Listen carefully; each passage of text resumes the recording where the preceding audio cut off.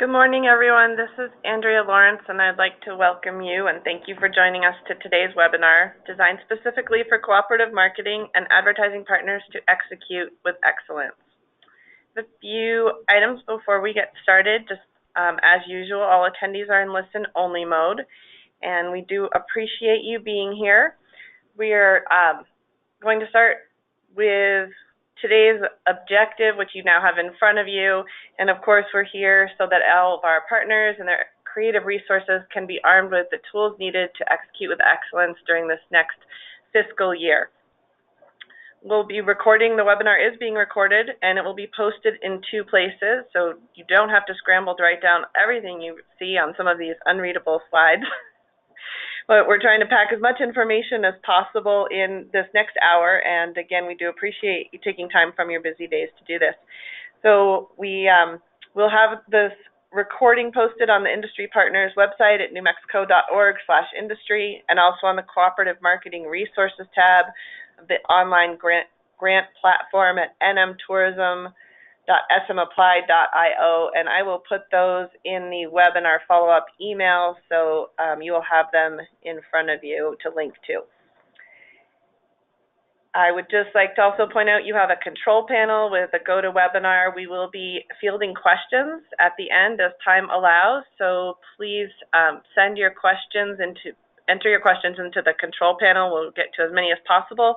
Anything we can't get to, we'll put into an FAQ document and upload that for future reference as well.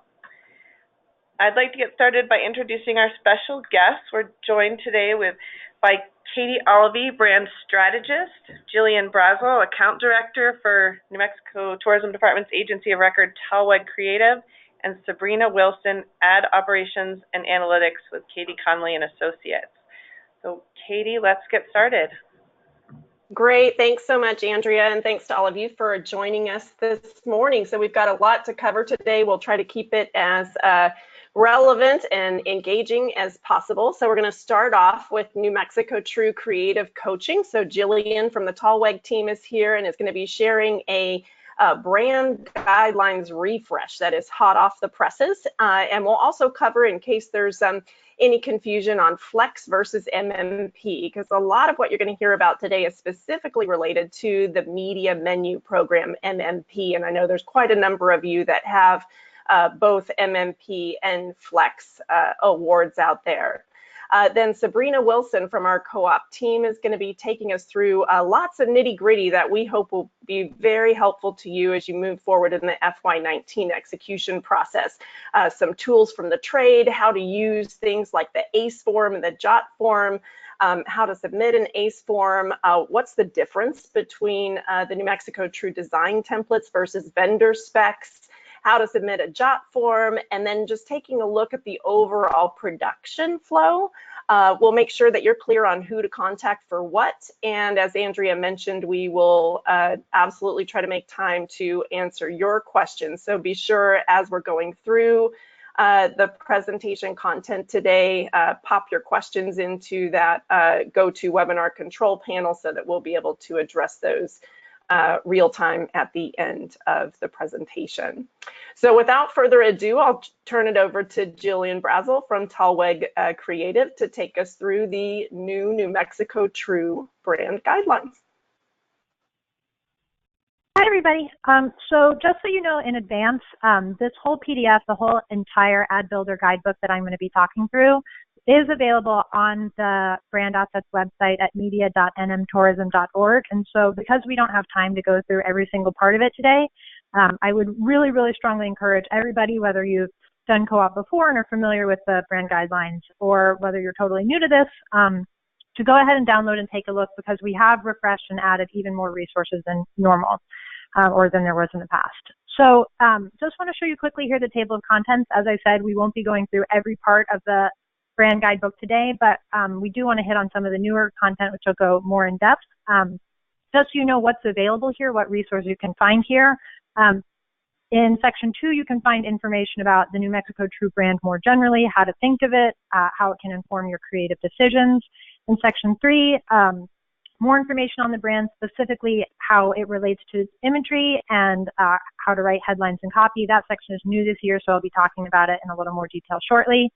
Section 4 talks about the lockup usage, design usage, typography usage. A lot of the nitty-gritty on design can be found there with information about how to use our templates and how to use the lockup. In Section 5, you'll find some specific information on developing print mechs, guidelines and instructions for website, digital typography and tips, and then several examples of print communication that the New Mexico True brand itself has used, which again you may find helpful for inspiration.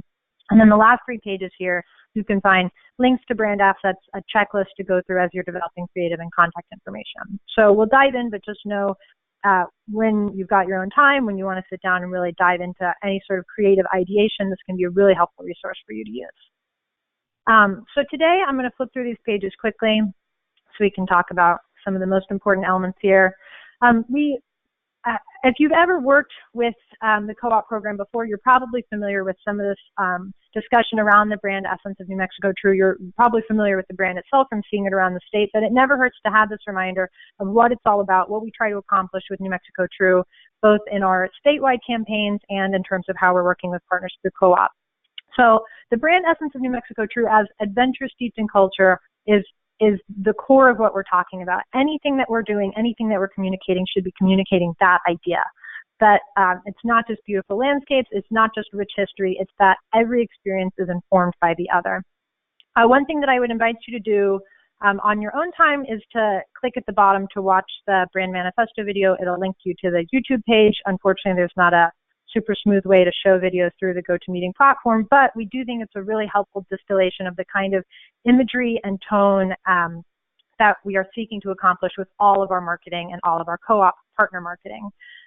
One thing I want to highlight here on this page is that this reminder to show what the visitor can do while in New Mexico and not only what they can see. So this is an idea we'll be returning to again and again, but it's important when thinking about imagery or just how you're going to be developing a campaign or piece of creative in general, is to really give somebody a sense of the experience they can have in New Mexico, not just what they could look at when they get here.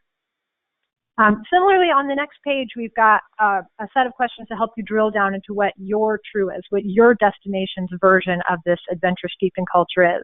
So you can think about what travelers can discover, what might be unexpected, and where the adventure in the experience is. And as this points out, and as I said earlier, it's not just a question of, oh, adventure, that means you've got to be outdoors. It's the adventure, the sense of connectedness and soulfulness of, I'm here with my family, I'm seeing this new thing, I'm discovering this information, I'm a part of a tradition or a rich cultural experience here, and how that entire experience permeates the entire trip that someone would have here. Again, this last question, how does the experience reflect the connectedness that is inherent in New Mexico with the past, the land, your family, and yourself? And I know that this can feel sort of abstract, but I do think it's helpful to ask yourself these questions or to get a sense of what the feeling or experience of being in New Mexico or your destination is like as you're developing your creative, so that you can really set yourself apart throughout the entire experience of talking to your audience. So we'll move through here. So we can talk specifically, there are guideline pages to talk about questions to ask yourself as you're choosing imagery, specific adjectives or vibes, for lack of a better word, that you might want to seek when choosing imagery. And then we've got, starting on page 15 in the following pages, a specific drill down on how to choose imagery for your ads.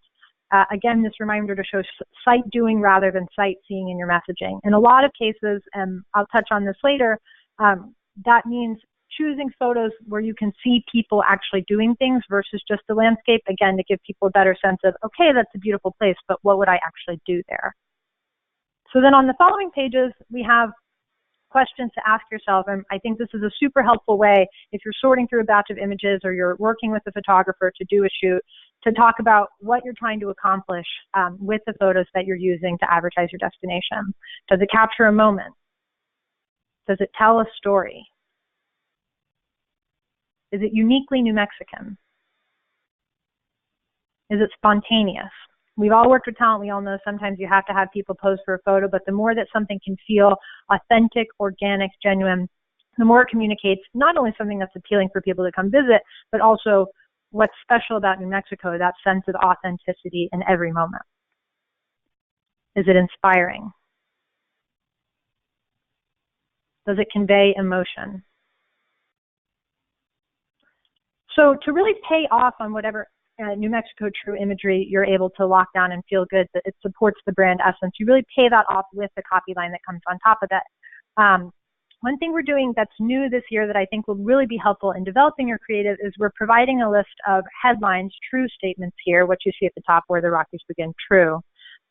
We're providing a list of what the statements that the New Mexico True brand has used in its statewide marketing for your use in co-op advertising. So you can find it again on the Brand Assets website under typography and headlines.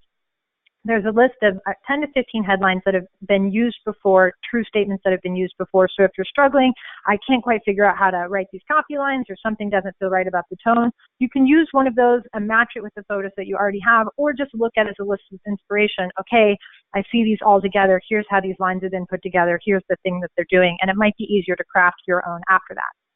So we have this set of guidelines here, ways to think about crafting a guideline for your own destination if that's what you choose to do. It should not just be a simple fact. It should tell a story about the destination. It needs to deliver on the true tone, this adventure steeped in culture, and it should be no longer than 8 words, always a single line, horizontal, ending in the true lockup. And so we've got on the next page, which I'll show you in a moment, some things to avoid doing, but in terms of positive things to do here, truly think about what the story, or again, the experience of being in your destination is, the feeling that's unique to your destination, or at least unique to New Mexico. There are certain ideas, I think, that when we're selling our state, we find ourselves returning to again and again. The light, the sunsets, the chili, the cuisine, the adobe, the traditions. And those are the sorts of ideas and themes that you want to evoke in your true headline, so that it's not anywhere USA. It couldn't just be a cruise or a trip to Arizona that you're talking about. It really is only true, an experience, a feeling, a story that you'll come away with that's really just unique to New Mexico. So here on page 23, this is new this year, and I think a really great resource, again, as you're writing these true statements, things to avoid doing. So don't include the name of your event or location in the headline. You'll actually have your event or location name in the lockup that's immediately in the corner, so you don't want to hit people over the head with it again and again. Give them some other idea to latch onto. Avoid cliches. Again, this really helps set you apart if you use lines like, it's about the journey, not the destination. That could be true of any destination, any vacation, any trip, anywhere. Why New Mexico? This third one is something that we have to remind ourselves to do a lot, because I think a lot of marketing, destination marketing copy is an invitation. Come visit, come explore, discover this thing. But a true statement should not be one of those things. A true statement should be a statement you could say true to, that you could agree with. You can't agree with an invitation. So when you're using commands, find, explore, discover, they're great copy lines in other contexts, but for the purpose of a true statement, you want to find a true, strong, authentic statement that you can stamp with that true at the end. Keep it concise. Something that you'll see in a lot of the copy line examples that you'll find on the Brand Asset website of headlines that we've used before is that a lot of them, there's sort of this implicit you will find. So if we say stories worth passing down or generations in the making, the idea is that you'll find these things in New Mexico, but you don't have to say you will find. The lines pack more punch if you just get right to the point. It doesn't have to be a complete full sentence. It doesn't have to be perfectly grammatical. You're really going for copy that packs a punch, that has a real impact in as few words as possible. This last one these last two I've already talked about some. Focus on features or feelings that are unique to New Mexico, and try and keep headlines under 8 words. You should really be able to communicate that core meaningful message in a few words to really get it through. Nobody should have to read a novel to figure out what's going to be compelling about their visit to your destination. So the pages that follow, I'm going to flip through quickly here because they're not super helpful in the abstract, but you'll find brand colors in terms of thinking about how to use accent colors in your creative or your website. Information about the lockups that each of you either have been or will be provided to use in your own creative, and then some pretty detailed instructions in terms of the colors that are used, the placement and spacing of the lockup, how to use the lockup in relation to other elements on a page. So you'll find a number of different sizes and executions, and how it should sit on the page in relation to the other elements, how you could use it in motion, On page 38, there's a helpful list of what not to do with the lockup, and your cheat sheet is don't do anything with the lockup. They've already been created for you. You shouldn't have to do anything to them, but when in doubt, you can check this page. Don't touch them is my quick and easy advice. Information about the true in brackets lockup and how to use it, spacing in relation to type. Again, I know this is a lot and I'm speeding through it here, but you'll be able to find this all in the PDF later. Information about the fonts. There's a link on this page to download brand fonts so that you can follow the instructions here, and how typography lives in relation to other elements on the page. There's some information here on if you're developing an ad that's going to have a lot of copy or a lot of information, events with lots of different parts, or maybe an event series, how to most cleanly present that information so that the brand still comes forward and it's not too messy. One new element this year that we've added to is on page 47, a radio or Pandora script template. So we have a template in an example here on the right of how we structure these scripts. We, in the co-op program, use, with I think limited exceptions or maybe no exceptions, a song that's already licensed exactly for this purpose. So there's an existing 30 music bed, super easy to work with. You can download that from the first link on the left. And then below that, you can find a link to audio examples. You can hear this in action. It's a little less abstract than just seeing a typed out script. You can hear what it sounds like, the pacing, and then find templates for Pandora companion banners if that's what you're using this for. In the following section, the best practices, again, you'll find information about how to develop print mix if you have questions about that, best practices for website design, and then several examples of print ads that TAWWG and the New Mexico Tourism Department have created that have been used in our fly market. So again, you can use these as inspiration. Okay, here's the kind of imagery we're talking about. Here are the kinds of copy lines we're talking about. And you'll find these copy lines and some of the other ones that we've used in that list that's on the AdSet website in case you say, oh, I really like that. It would go perfectly with our image and really sell this idea of my destination. You're welcome to use them. That cohesion is always great. So then in the final pages, you'll find a link to download your specific brand logo, the true lockup fonts. In general, the AdSet website has a ton of resources. There's other inspiration you can find, so you can use this link to find it.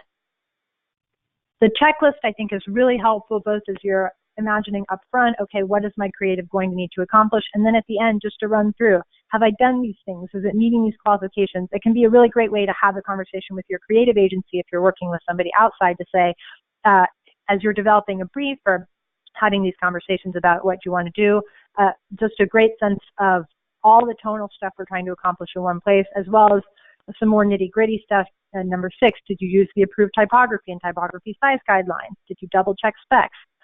So just a helpful way to have everything in one place to make sure you're meeting co-op and brand standards. And then finally, on the last page of the brand guidelines, you'll find contact information if you need an asset that's not available in the brand asset library, who to email if you have questions about use of the brand, who to email for that. And of course, we'll be around at the end of the webinar today to answer any specific questions you may have, even just after that quick review. So all of that having been said, I'm now going to hand it back over to Katie so she can talk through the co-op program architecture for FY19 to give you a little more sense of how it's structured, how it works, and who does what. Thank you so much, Jillian. And we are just really blessed to have a resource like TAWWG Creative, the creative geniuses there that have fueled New Mexico True over the past few years. And if you didn't know, they're right here in Santa Fe. So thank you so much, Jillian, for going over that and making this such a collaborative effort. So before I flip it over to Sabrina Wilson to walk through execution tips, just a refresher, this page or a version of this page was in the webinar we did back in March, but just as a reminder, can we go back to that page, Jillian?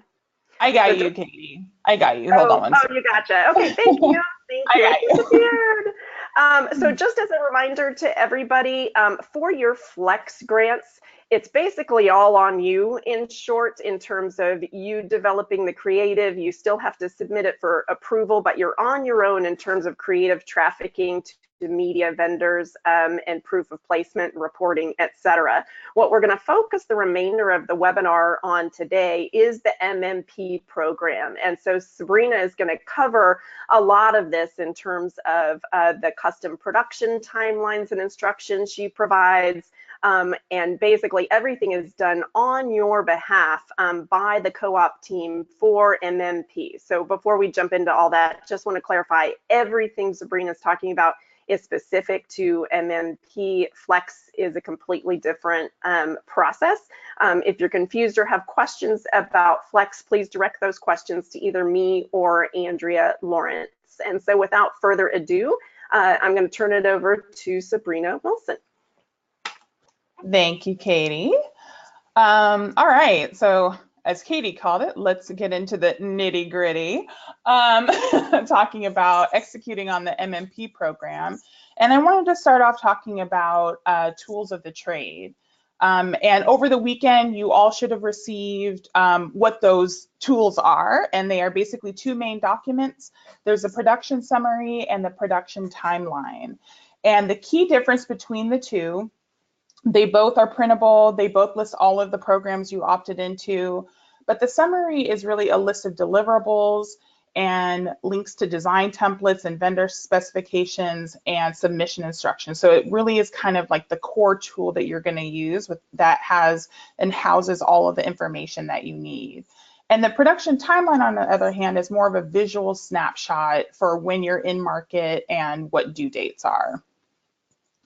So just looking at the production summary, it's a lot of information. It includes vendors, the media channel, placement description, but the biggest parts to focus on are these last columns where you see deliverables through deliverable due date. So in the deliverables column, this is what you need to submit. So this is what the partner is submitting to the co-op team. In addition, vendor mechanical specifications and a link to the NMTD True Design templates if that's required. And we'll get into the difference between these two, which are a pretty important difference as you are producing any creative for this program. And then we have deliverable submission instructions. So in the MMP program, you're either going to be submitting through an ACE form on media.nmtourism.org, or you're going to be using a JOT form, and we'll get into into both of those in a little bit. And then also you have your timing and your run dates, as well as your deliverable due date. So that's when you need to get these deliverables into us. That's the due date. And then we have the production timeline. So like I said, this is just a visual snapshot, and each placement that you have will have two rows. The first row is indicating when you're actually in market. So, what your actual run dates are. And then the second row, which is very helpful for those of you who are actually doing the creative production, whether you're an agency or an independent designer. I also calendared out the due date and put it in the month that it's due, because it's visually, I know for me, it helps kind of calendar for myself when stuff is due versus when it's running. And so those are the two main tools that you would use through the program. Definitely keep them handy. If there are any updates or changes to your program through out the fiscal, I would be updating these documents in the link that was provided to you in the email that I sent over the weekend. Those would update automatically. So keep that handy, and you should have all the information you need right there. So let's talk about ACE form versus JOT form and when to use them. And basically in that deliverable submission instruction column, like I said, there will either be an ACE form, it'll either indicate ACE form, or it'll indicate a specific link for a JOT form. And just to explain that, a JOT form is just a platform that we use as an asset collection platform. That's just the name of the platform, JOT form. It doesn't have any specific meaning. ACE form, on the other hand, stands for Ad Content Execution Form, and that lives on the Ad Builder Toolkit site. So if it says ACE form, you just go to the toolkit and you submit your deliverables there. And this is this is really relegated mostly to programs that are print display, out-of-home radio, digital display, and video. On the other hand, for JotForm, it's the same process. If whatever the link is, you go to that specific JotForm link. There's a different link for JotForm for each program. It's not the same link like it is for ACEForm. But you would go to that link, and the programs that we use JotForms for are the content-rich programs. So whether that's the print advertorial special sections, or the content creation and distribution program, or the custom email program. And then Katie will also be using this for the videography and photography program as a discovery questionnaire. And so let's talk about how to submit an ACE form. And just to let you know, I did create a video tutorial, and we'll provide this link. It'll be obviously in this presentation, but we'll also make sure just to put the link up on the resources site that you'll see at the end of this presentation where to go to download the webinar, and we'll include this YouTube link. So there, if you don't catch everything or you need a refresher on how to submit an ACE form, there is a video tutorial that will be available. But when submitting an ACE form, there's three most important steps. So there's submitting your creative by the due date, checking the status of your submission, and making any required edits in a timely manner. And this is just a visual of the toolkit. This is where the ACE form is. It's step 3. And so let's use the example. You have a February 2019 insertion in New Mexico Magazine. And so you refer to your production summary, and you see the deliverables and you see the due date. In this case, the deliverables are the final display print ad and the added value assets. So it's important to note, excuse me, if there's more than one deliverable, and make sure that you're submitting everything. And then you have your due date of November 1st. So you have the information there. You're good to go to start production on your end. And you have all of your vendor mechanical specifications, a link to the templates, and everything else that you need. So you've produced your ad, you have the worksheet for your bonus added value placement ready to upload. You have your 2 deliverables ready to upload to your ACE form. You would go to the toolkit, to media.nmtourism.org. You would click on Start, and it pulls up an ACE form that looks like this. And you would just complete it, filling in all the required fields with the correct info.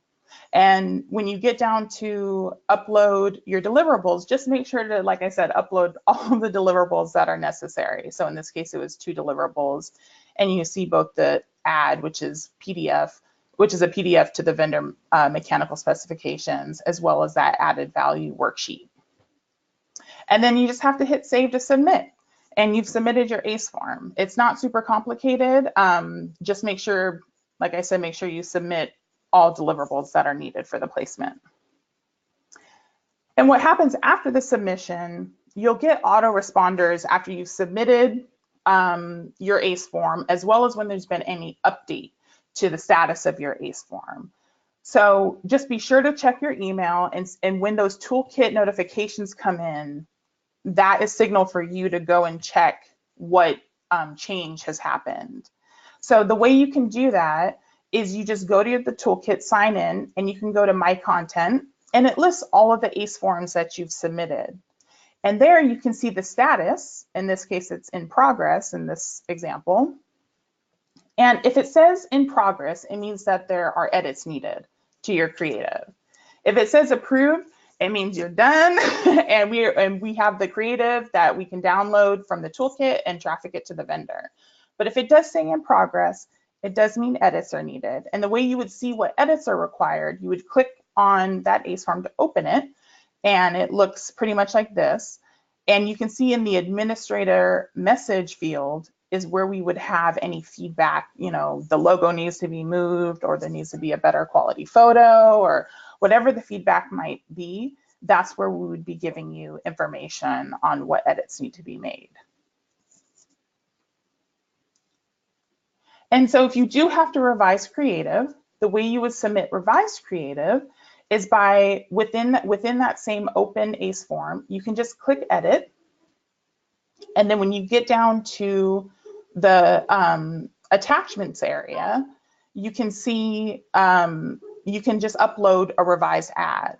And you can choose to either remove the old file or you can keep it there and just upload the new one. We don't really have a preference, just as long as you name the new file, whether you remove the old one or not, just make sure you name the new file revised or something, version 2, whatever it might be.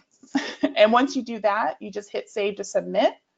And that basically, this process continues until it's approved. And after approval, you're done. So like I said, we manage trafficking your final creative to the vendor. And as I mentioned, if you want to see a video tutorial of how to submit an ACE form, this link will be available post-webinar. So let's talk about true design templates versus vendor mechanical specifications. And this is a pretty big differentiation. New Mexico True has these amazing design templates that really help guide you how to incorporate the brand and how to make it brand compliant and how to make it New Mexico True. And it's very helpful that it's provided in pretty much any kind of display advertising, whether that's print, digital, out of home. So they're there for you on the toolkit. It's amazing. But the point of the design templates are to use them as brand guidelines. It's what your ad needs to look like to be brand compliant. So it's also important to note that the file format of the template is most likely different than the final deliverable. For example, most of the print design templates are in InDesign, but most final deliverables have to be in a PDF format to the vendor specifications. So when talking about vendor mechanical specs, this is how your ad actually needs to be built: format, size, dimensions, etc. So you take the design template, this is what it needs to look like, but you apply the vendor mechanical specifications on how to build your final deliverable. And the final deliverable must match the vendor specifications when you submit it.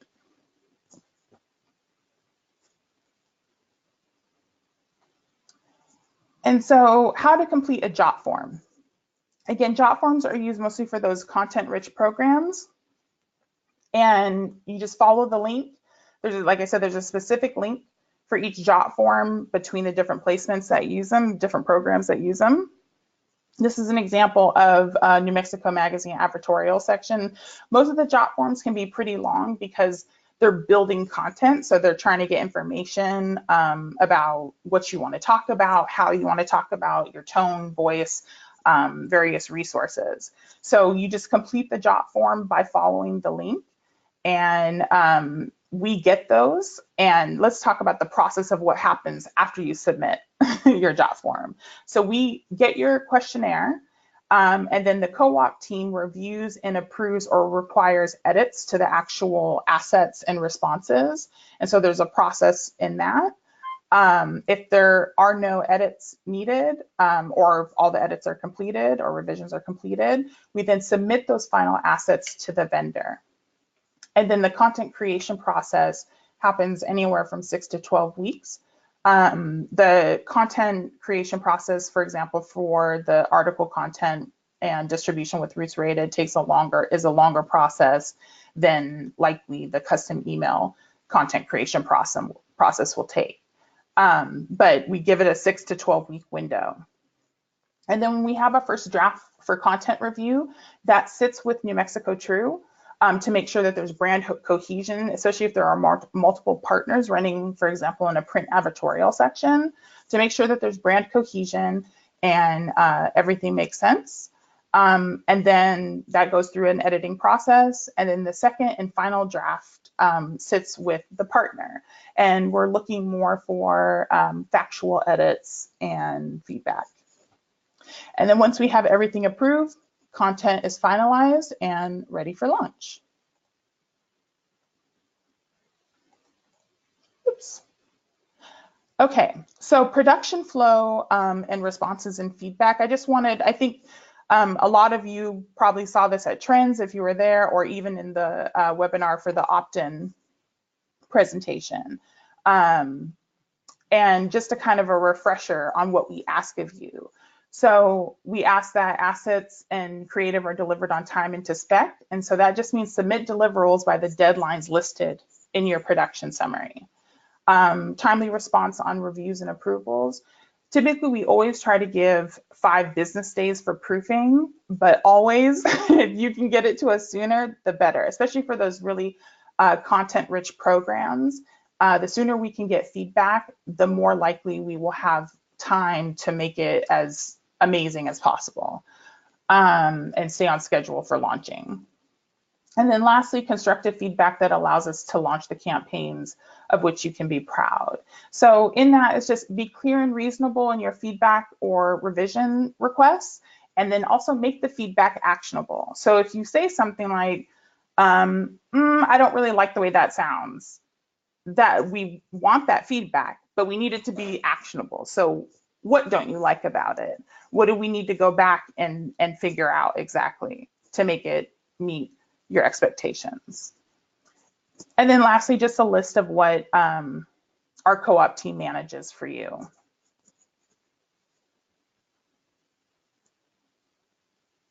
And key contacts in the production process, who will you hear from and who to contact. There's typically 3 main people. There's myself, I head up campaign management and ops for the co-op program. And then there's both Michelle and Casey, who many of you probably have already heard from. They both play double duty, especially Michelle in supporting and the planning and financial side of the co-op business, but they also help support the production side as well. So you'll hear from all of us through approval processes and delivering of proofs, particularly in the content development side.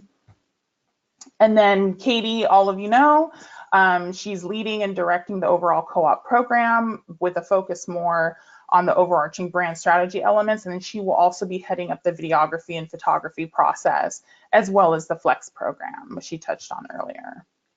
And then, of course, you'll also hear from Tanya Licklider from our co-op team, and then from the New Mexico True team, Andrea, Aaron, and Brandy, all on occasion. But if you do have questions about production, we definitely ask that you direct them to myself, Michelle, or Casey first. We're more likely to know the answers. If it's a production question, we want to be able to help you out as soon as possible. And so let's jump into some Q&A. Awesome. Thank you so much, Sabrina. That was a lot of info in a short amount of time. So hopefully everybody is feeling well informed. So you still have a few minutes here to go ahead and pop in a question to your GoToWebinar control panel if you haven't already, but I do have a couple questions here in hand. So we will go ahead and start with those. So first question here, it seems like the lead times on a lot of the programs are really long. Why in the world is Creative due so early? So Sabrina, I'll let you take that one. Sure. Yeah, it's definitely a question I've gotten before. So there's kind of a 2-part process to lead times. There is the first process, which is NMTD approval process. So when you submit an ACE form, and this really applies more to like the display kind of placements, like print display or out of home. When you submit your ACE form, there's a New Mexico True approval process, and that can take anywhere from 1 to 2 weeks, depending especially how many revisions are required and how many rounds of revisions we go through. And then there is the actual due date to the vendor. So we, the co-op team, manage the due date to the vendor. You don't have to worry about trafficking. It's one of the beauty parts of the MMP program. You don't ever have to worry about getting your creative to the vendor, and we manage that for you, but they do also have a lead time of their own. So it might seem like in your experience outside of the MMP program, you're like, usually I have an extra 2 weeks or so, but those 2 weeks are actually for the New Mexico True branding approval process.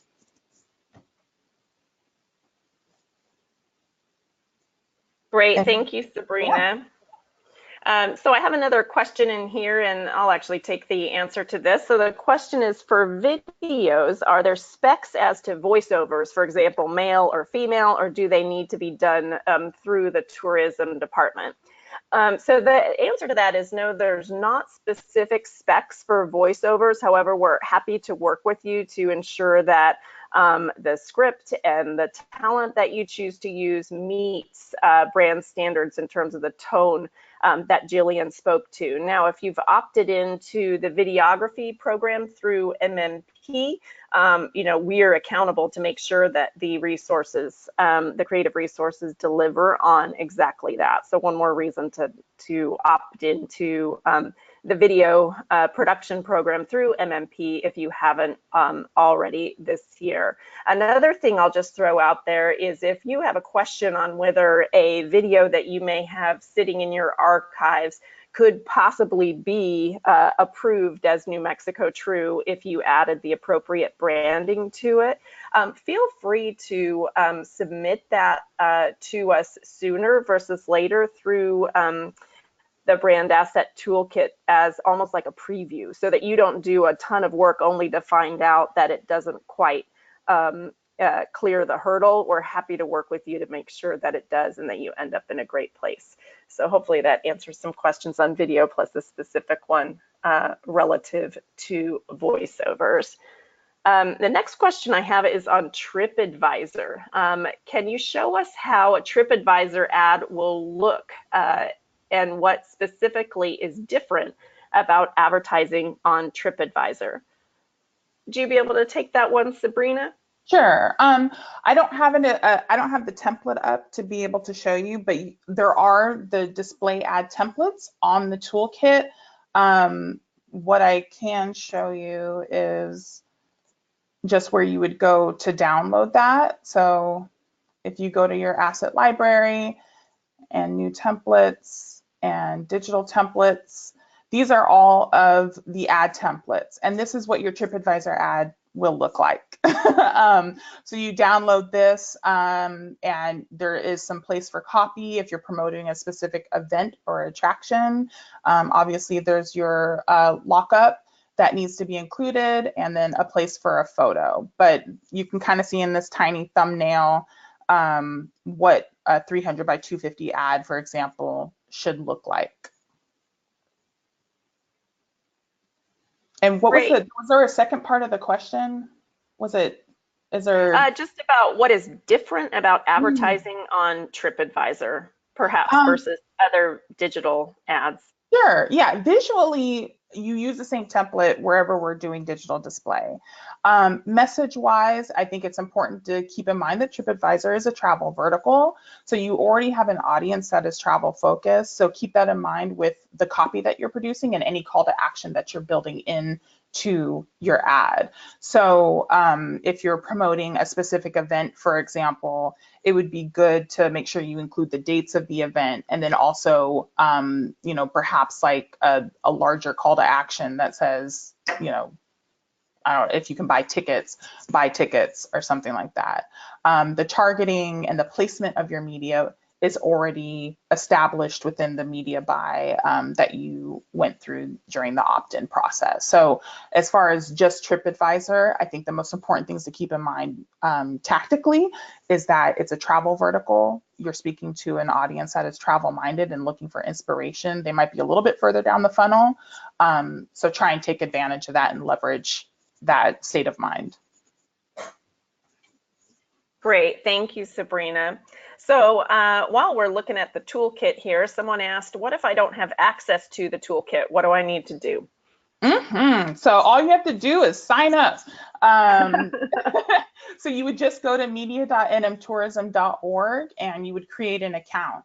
And somebody on the New Mexico True team would just obviously verify the account on the back end, and you would get an autoresponder email telling you that you're ready to go. Super easy. Great. Yep. One more question here. This question is, I've worked with my vendor before. Can I just send my creative directly to them? Why would you do that when we want to do it for you? So as I mentioned, one of the best things about the MMP program is that we manage a lot for you. So part of what we manage for you is trafficking out the creative. And to make sure that the program stays streamlined, we do ask that you allow us to do that. So even if you have direct vendor relationships, I know a lot of you have worked directly with out-of-home vendors, for example, but allow us to manage that for you. If there are any hiccups in the production or in the execution, we want to be able to troubleshoot that. So the more we have our hands on it and can take care of it, the more seamless that's going to be. So, just let go. Let us do it. We got it. We got you. Awesome. Yeah. And one thing, just sort of very pragmatically to keep in mind, is that this is a joint investment between you as the partner and the New Mexico Tourism Department. So my team, quite frankly, is accountable for making sure that everything that gets out into the marketplace meets everybody's objectives and creative standards. And so if it goes out there without us, we can't do our jobs for you. So we are happy to help and make sure that all happens so everybody wins together.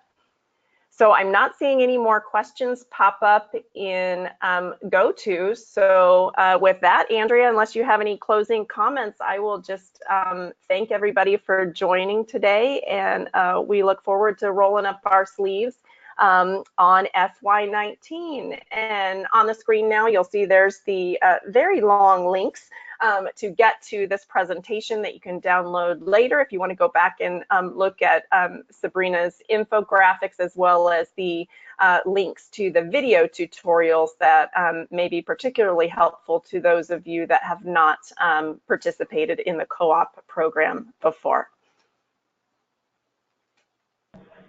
Great. Thank you, Katie. Thank you, Sabrina and Jillian. We appreciate all that you shared today in a record amount of time, a record amount of information. We hope it was helpful, valuable, productive use of everybody's time.